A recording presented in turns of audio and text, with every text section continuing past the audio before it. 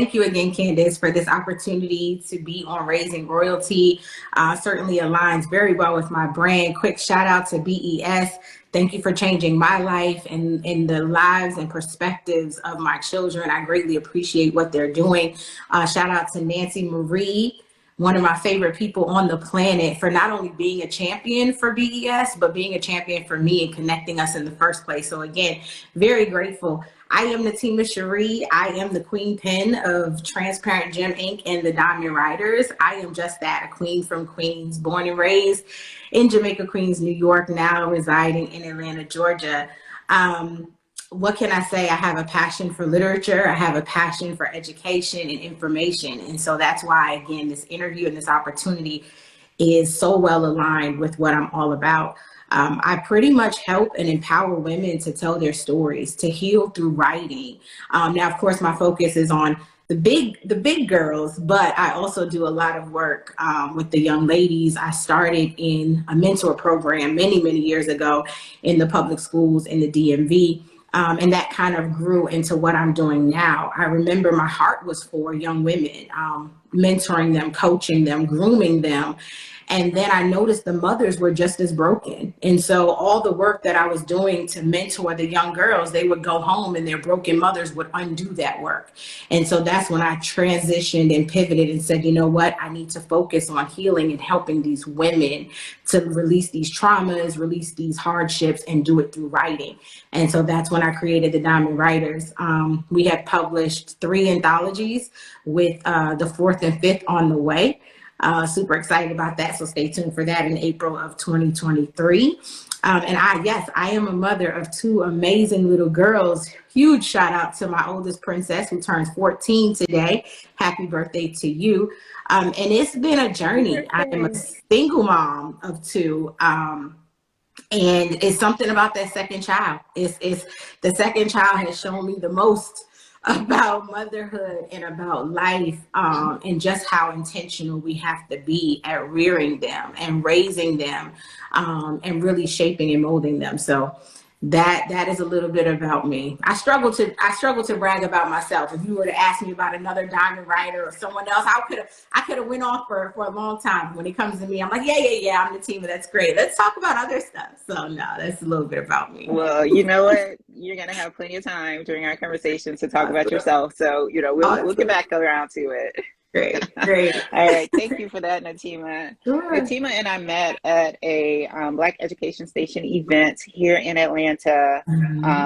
It was an event where we had we were presenting the network, and it was like kind of the grand opening, not necessarily the launch, but the grand opening of Black Education Station, the public to the public. And so that was the night that they started taking subscriptions. And so Natima and I met there, and Natima put this in my hand. This was one of our first interactions. So it's called Pretty Broken. And we are going to talk a little bit more about that in a little bit. But before we get into that, Natima, so you have a 14-year-old, and how old is your other daughter? She is 6 years old. She's been here before. Nice. Okay. Yeah. I was laughing in my head when you said something about the second children, because I'm the second child of my parents, and I'm also the middle child. And I know after my parents' student paces, so I can speak and say that yes, you're right. The second child is the one. Okay, the 1 and the 2. Yes, I love it. All right. So tell me about, your daughters. Do they love school? What are some things that they like doing? And what are some things that you encourage them to do as their mom? Oh my gosh. Yeah. So I'll break it down between the 2 of them, because although they came from the same womb, they are 2 different energies, 2 completely different personalities and temperaments. So my oldest, she is the creative me. She loves to read. She loves absorbing information. She loves to write, to draw. Like, she's extremely creative, but she's also a scholar like me. She's all about her education. Anything less than an A is a problem for her. And so I have to constantly deal with her on not being so hard on herself and reminding herself, hey, if this was your best effort and your best effort was a B or a C, I'm still very but she works for me type of scholar. So she already has ambitions and dreams. She wants to go to Spelman. So I'm already saving for that education. She knows she wants to go on to graduate school and eventually onto medical school. Again, I'm in full support. And the reason she says she wants both an MBA and her medical degree is because she wants the business savvy behind the medical degree. And I'm like, hey, I'm here for it. So my oldest baby, you will find her reading books all day, every day. That's what she loves to do. She is her mother's daughter. My youngest child is much more ambitious and jovial. She is a different type of creative. She taps into a different part of her brain. Literally will cut up washcloths and towels and socks to make clothes for her dolls. Like, she doesn't want them wearing store brand. She wants them to wear what she creates for them. Also enjoys reading, but she doesn't like the structure that school creates. And that is so me. I love education. I love school, but I don't like the institutionalization of it. I don't like anything that pushes conformity or takes away authenticity and individuality. And that is my youngest child. Anything that makes her do what everyone else does, she is not for it at all. And so, again, trying to get her to sit down, focus, do your schoolwork. She always needs to understand the why. Why do we do it this way? Why is it necessary to do it this way? And so I've learned with teaching them, I have to teach them in two different ways. My oldest, if I just lay out the structure and give her the guidelines, the expectations, the syllabus, whatever, she'll follow it and get it done. My youngest, I have to explain the task, the why behind the task, and then follow up with it. And I have to be open to her questions. One of the things that my parents taught me, shout out to KHX Entertainment, my father, or KHX Music, excuse me, my dad, who's also a part of BES, he always taught me, ask as many questions as you need to. Until you feel comfortable with what you're being asked to do, don't do it until all of your questions have been answered. And I'm the exact same way with my 6-year-old. So when she says, Mommy, I don't understand, why is this more important than this? Or why, is this math curriculum a priority over me reading books for the month? Or any of those types of questions around her agenda and her syllabus for school, if I don't answer them, she won't commit. She will not focus. She will not lock in because she's not tied to it. And that's how I get her to kind of invest in what she's doing, by getting her excited about it and reminding her, you control this. This is yours to control. If you don't want to color it blue, let's color it green, as long as we're coloring what you're asked to color. And so I always introduce that creativity, because I feel like we're not doing that in schools anymore. We're not teaching critical thinking. We're not teaching creativity. We're teaching conformity. Memorize this and then regurgitate it on a test. Tell me what I taught you through this exam. And that's just not good enough for my kids. So I'm constantly teaching them not to be disrespectful, but to challenge something that doesn't sound right, that doesn't feel right, that doesn't really fit for you. I have to speak to my daughter's teachers and introduce them and acquaint them with their learning style. Amaya is hands-on. Yeah. You have to let her do it, or she's not going to grasp and she's not going to sit still long enough to complete it. Where Araya, you can instruct her one time and she will remember it. She'll memorize it and get it done. My youngest, no. If you don't make it make sense, she is not going to do it. It's not going to happen. So, wow. Okay, you said a lot. Okay. Number one, I love that you, as a mom, that you are in tune enough with your children to recognize that they learn differently. They're two completely different people. So you are attuned to that. You support that. And then you make sure that their teachers also support that. So that those are three important things that, sometimes we as parents overlook, or we think that, it's going to happen organically. But a lot of times we have to be intentional about making sure that our educators are informed about the way our children learn, or some of the challenges that our children have with learning. Yeah. And so I love that you are, right on top of that. Thank you. So your oldest, actually both of your kids kind of sound a little bit like me, but definitely your oldest, with her ambitions to go to medical school, run the business, and do all the things. Shout out to HBCUs. I was a Spelman graduate, and so I'm actually wearing my little Spelman earrings today. Every week, I try to support a Black-owned business, and so I'm going to tag the little company that I got these earrings from. But and then also, apparently, it's Hip Hop History Month, and so I was like, okay, I'm gonna do my bamboos and do my little rope chain, so I can be out here looking like a hip hop artist. But Yes, that's let's beside the go. point. So yes, but I love the way that you are showing them that you care for them by understanding their learning styles and making sure that, you know, they are outspoken about things. But I like how you also said that, you know, that they're respectful, right? So they know how to respectfully disagree or respectfully question things. And a lot of times parents, especially in the South, I know you're from New York, but here in the South, a lot of our parents are just like, you know, it's an adult, so you do what they say. And that is the opposite of really how we should be raising our children. So kudos to you for that. Have you, like, when you have those conversations with their teachers in school, do you ever get pushback, or are you ever challenged by the teacher? Like, no, this is how I run my classroom. They sit here and they do it this way, and that's just how it is. And if so, like, what is your response, and how do you kind of deal with that? Yeah, no, that's such a great question. I've experienced that more so, believe it or not, in the school districts in Maryland with my oldest.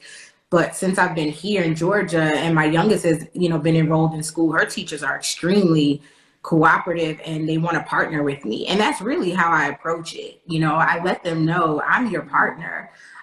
This has to be a two-way, you know, open communication. If Amaya is doing something, and I'll just start with my youngest because her teacher and I get along so well, literally like girlfriends. Like, she texts me, she'll talk to me, and she said, hey, you know, I see that you've taught Amaya to sit like a young lady. She has to sit on the edge of her seat and cross her legs, even in denim or in leggings. But I'm trying to get her to sit like a scholar. And when I tell her, hey, I need you to sit back with your back against the seat, she says, no, my mommy says I'm always supposed to sit like a lady. And so she came to me and she said, I am not trying to take that away, but can you encourage her in the classroom to sit like a scholar? And I said, absolutely. And so I just revisited those manners and those things that I taught him and say, hey, in Miss Wilcox's class, we sit like scholars. And so instead of sitting with your legs crossed, I need you to sit all the way back and sit up straight with the posture that you're ready to learn. Let's practice. And so at the dining room table, I'm like, let's sit like scholars. And she'll just go in form. And I'm like, now let's sit like ladies because we're at dinner, and then she'll go into form. So it's really listening, you know, to your teachers and what they need from you. And then also, you know, working with them to say, okay, and here's what I need in return. I need to know when, you know, there's a standardized test coming because Maya gets anxiety from exams. So I need you to give me ample time to work with her anxiety. Whereas with my oldest, there was a lot of pushback. This is the way I do it. And I'm like, well, this is my child and this is what's going to work best. I'm not asking you to tailor your entire curriculum to appease me and to, you know, to cater to her. However, there's a responsibility we both share in her education. And so I'm trying to meet with you halfway. I don't want to be a difficult parent, but I'm also not about to have you hinder my daughter and her greatness. So understand, she has a lot of questions. She's her mother's daughter. And Araya will ask, I don't get that. I need you to explain that better. And honestly, the issue I was having with teachers, and this is not all educators, shout out to educators, especially Black educators, because we need more of them, but it was an ego thing. It was pride. Because my daughter asking questions these teachers could not answer, it made them have to be better educators. And so they didn't like it. They took it as a challenge, but it really was a child trying their best to understand. So sometimes it's been easy and sometimes it's been really hard, but I am persistent enough where I get the results that I need, or we'll just move to another classroom. You know, don't be afraid to move your child, because sometimes it is a personality conflict. Sometimes there's not it's a mismatch. That teacher doesn't work well, and that's okay. They work well for other students, but my daughter won't remain here if you can't even be open to critique and feedback. So that was my sign too. I love it. Okay, so let's start there. What advice do you give parents who are even parents who are just bringing their children to school. So let's say parents who have children starting kindergarten and they have already recognized that there are certain things that their child needs. I heard you say don't be afraid to move your children to a different classroom if necessary. Give me two other things that these parents can keep in mind when they're introducing their children to school. Like, what two other pieces of advice that you can give to those parents? Yeah, that's such a great question. Don't wait for parent teacher conference to communicate. There's Class Dojo, leverage that. I send a message every day. Sometimes I'll just send a message to the teacher to encourage her. I can't imagine dealing with 28 to 30 kids. I have a hard time handling my one that's in her class, right? So build rapport, build great rapport, because there are educators and teachers, when they feel supported, they will go the extra mile for you and your child. But when they don't feel supported, they already have the system on their back. They already have other angry parents. They have neglectful parents. They're juggling more than just your child and their education. They're juggling the parents, and they're juggling the expectations of the system. And so when you build rapport and you build trust and credibility with that educator, you say, listen, I'm here to help you. If you need me to come into the classroom and volunteer, and I've said this to my children's teachers, hey, I work from home. Now, this might not be for everybody, but I work from home. I can come in an hour or two and just give you a mental break, and do something with the class, walk them to lunch, whatever. And that type of credibility, when I come back and say, now I need something, they're open. They're like, yeah, because you always have my back. You're always there. You're always encouraging. You're always supportive. The other thing I would do is know all the administrators and all the teachers in your same child's grade. Don't just know your teacher or your child's teacher, because sometimes, there's a substitute or there's another, teacher covering your class. You want to know who's all around your child. And again, building relationships with those other administrators, they'll step in for you and say, you know what? Miss Fisher is never a problem. So if she's raising a complaint, it's valid, because you don't want to be seen as the negative, difficult parent. You want to seem like, an ally, a partner, someone who really wants to do what's best for not just your child, but all of these children. So those are some of the things I would encourage. Get involved. Whether it's your kid's class or, your kid's grade, get involved in the school. Let them know that you're present, because then that also is another great way to keep the predators and those who don't want to do their job away from your child. They see my face enough and they're like, oh no, we can't try Maya because her mama always here. We're not going to be able to do certain things with the Maya or get away with certain stuff with her because her mother is always here. We know who Natima is. And so make your presence known, and not in a bullying way, but in a partnering way. So that's some advice that has worked for me. Parental involvement. Yes, parental involvement is. I love what you said about partnering with the teachers and making sure that you're building rapport. That's one thing that I have learned that is really super important. And I know a lot of times parents, especially in my area, we have a lot of parents who are like, they are very involved in the schools and they want to know everything. But instead of them partnering with the teacher, they're kind of going over the teacher's head and like going to the admin and telling, having conversations that should really be had with the teacher. So I love what you said about making sure that you're partnering with the teachers and, that they know that you're their ally and that you guys both have the best interests of your child, in mind. So I like that a lot. So thank you for those nuggets of advice. All right, I'm going to shift a little bit. I want you to talk about this book. I want you to tell everyone about your book and kind of what the thought process was behind it, and just kind of the idea behind inspiring people with what is here. So tell us all about it. Yes, I'd love to. Thank you. So Pretty Broken was our freshman or introduction as a Diamond Writers community. It was our first anthology and first writing collective.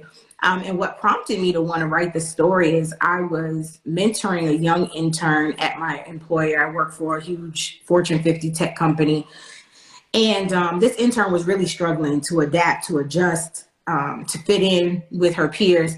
And so I said to her, I was like, have you tried this? Have you done that? And she was like, what problems do you have? You're pretty. And I was like, what? Like, pretty people are not exempt. I said, thank you for the compliment. But pretty folks are not at all exempt from hardship. Pretty women, don't get to escape things just because they look a certain way. And so I was like, what makes you think, this life has been easy for me because of that? And she's like, well, I've never seen pretty women go through anything. And so that got me thinking how so many of us are a dressed up mess. We look great on the outside, but we are broken and destroyed and, insecure, and we feel inferior. And we have all of these different issues that we cover up behind lashes and hair and makeup and smiles. And so I said, I guess I play a part in her assumption of me, because I do always come in here put together and smiling, and you wouldn't think I have any issues. And so I started to write the story, and a friend was like, "Ooh, I want to contribute. I've had that experience, so I want to give something to that book." And after a while, I had 10 other women who were interested in telling their stories about overcoming, brokenness. And so that's why we call it Pretty Broken, because a lot of the women who contributed to this book are amazing on the outside. They look gorgeous, and, they look fit, and they look happy, and they have joy. But when you go deeper and you hear their stories, you're like, wow, you've been through a lot. You're such an overcomer. And so that first book really did propel us into a purpose-driven path from writing. And now, again, working on our third and fourth anthologies under the Diamond Writers, we have reached, more than 30 women, and have provided a platform for them to tell their stories. Pretty Broken is a collection of triumph and trials, and it's a collection of like broken and bitterness, but also what can be birthed from that. Right? We don't have to stay in a space because we're there. We can create, an opportunity to grow from there. I think anything that doesn't grow is dead. And so this book is all about growth. So that's just a little bit about Pretty Broken. It's, like I said, it's 10 chapters, 10 different women, 10 different stories, 10 different perspectives, but all inspiring, all encouraging, and really powerful. Wow, I love it. So I haven't gotten a chance to read it yet, but it really makes me think about a lot of times I tell my story. So my daughter say I lost a child, but a lot of times, whenever I get in front of an audience of women, I make sure that that's a part of the story that I'm telling, because, people will look at me and be like, oh, what do you know, or what challenges have you had? It's kind of similar to the intern that you spoke with. So it just makes me think about how so many of us as women, as mothers, as Black women, as Black mothers, have all of these challenges, but we feel like we need to be strong. We need to put up that facade of strength and, being like a superwoman for everyone, when really, our stories are much deeper than the surface level. So I love that you have written, or that you and the group of women that you work with have, put this together many, or I guess 3 times now, and are working on it. Yes. So that's amazing. So congratulations on that. What other projects do you have going on? Oh gosh, we have so much going on with the Diamond Writers. So we, following Pretty Broken, we released our sophomore book, Beneath the Crown.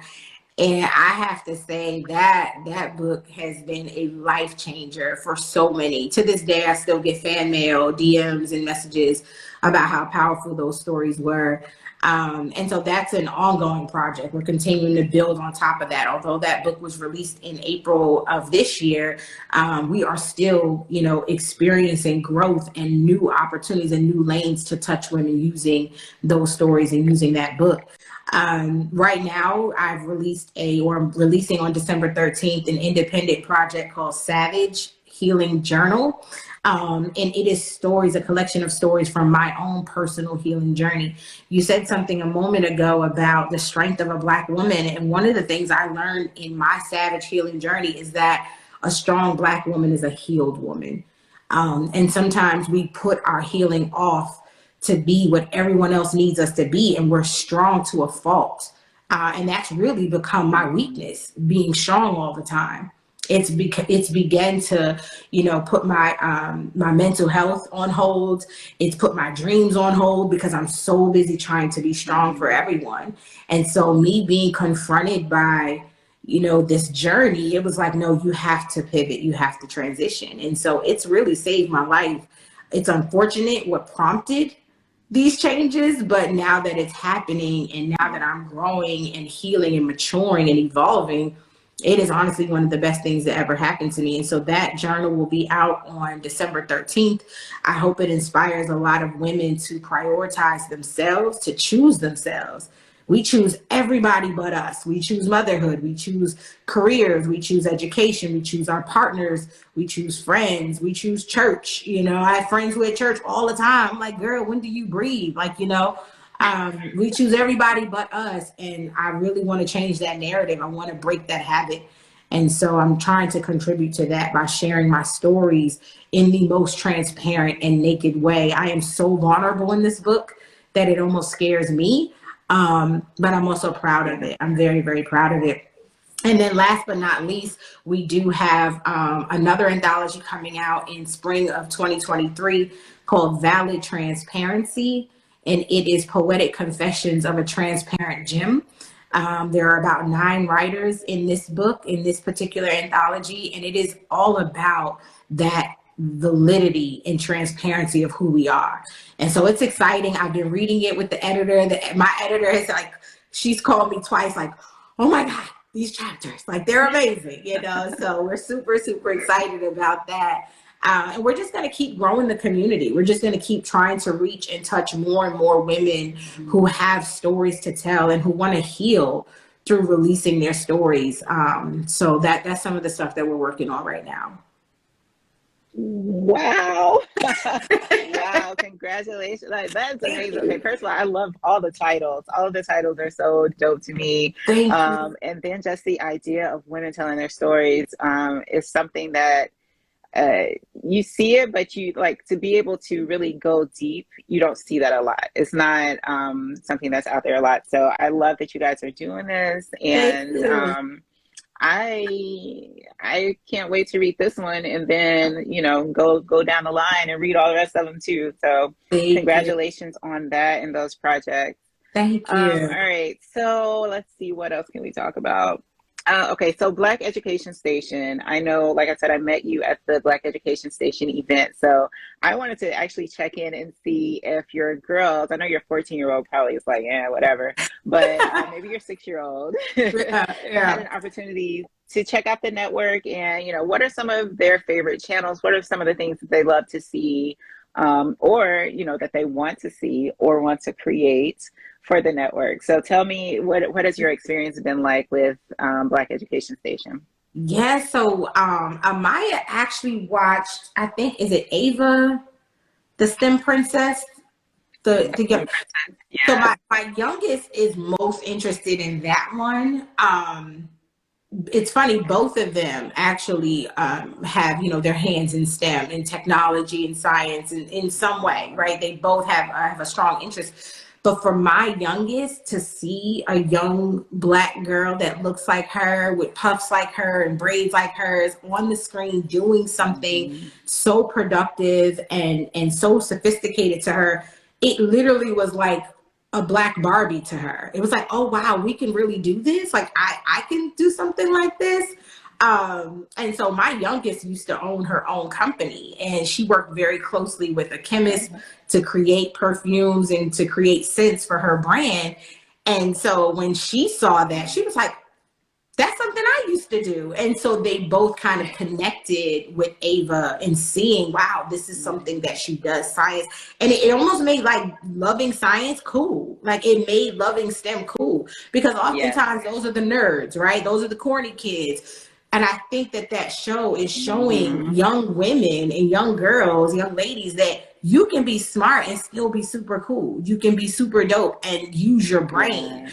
And so I really value that, and I hope that show continues to thrive, because it's more than just what she's saying and what she's producing. It's what she represents, that I think is going to continue to bless young girls. And then the Hustle Brothers, they're actually one of my personal favorites. I think we saw clips of theirs from the event, and I was like, Yes, I'm gonna watch that one. I'm gonna subscribe to that one. So Yeah. that's another one that we like. And then I recently connected with the host of uh, Twinkle Tales. Is Yes, it Twinkle Tales? Melanie. Yes. So I recently connected with her, and so we'll definitely be checking out her show as well.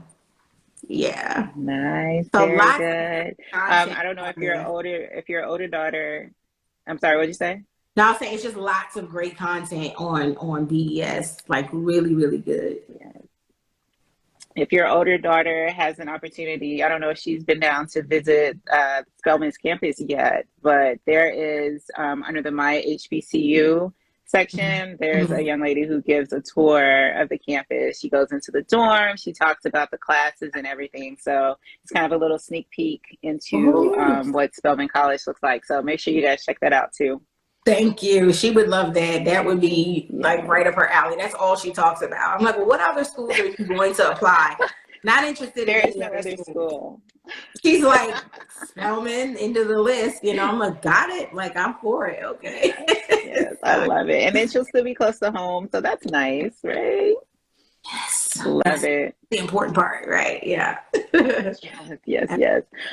Okay, well, I thank you so much for coming onto the show. Do you have any last shout outs or any last things that you want to say before we sign off?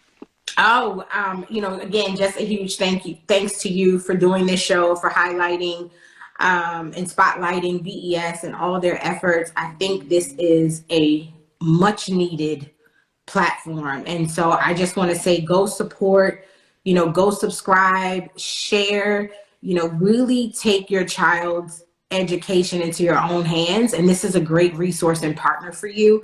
Our children spend a lot of time on their tablets, a lot of time in front of the screen. At least let what they're Mhm. watching be quality and something that is going to create a conducive learning space for them. So that is the last thing that I wanted to say, is that I'm extremely proud of what they're doing. I'm so glad to be a part of it, and to continue to champion for them. And that's it. That's all I have. I love it. I love it. Thank you. Thank you again for joining me today. And thank you everyone else for joining us as well. This was fun. This was a fun Yes. conversation. So you guys, I will see you next Tuesday. Same place, same time. Well, same place, hopefully, if we, this network, this Right. Instagram is trying to put me through the paces, but we'll be back on Instagram next Tuesday, 7 o'clock. I am super excited about my guest next week. It's going to be very high energy. So you guys make sure you tune in. And until then, everyone, have a good week and see you soon. Bye. Thank you. Bye.